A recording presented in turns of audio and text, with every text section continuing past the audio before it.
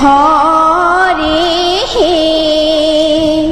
কোন গেহরামে থাকো গো না গোহর কোথায় তোমার বাড়ি কোন গেহরামে থাকো গো না গোহর কোথায় তোমার বাড়ি নামটি আমার আসমা সুন্দরী তোমারে যাই বলি গোয়াল পাড়ায় বসত গো বাড়ি গ্রামের নামটি শিমুল কান্দি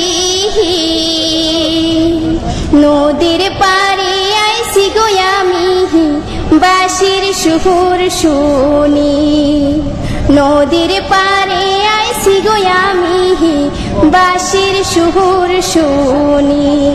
ভিডিওটা বেশি বেশি করে শেয়ার করে দেন ভাই, যাতে সবাই দেখতে পারে।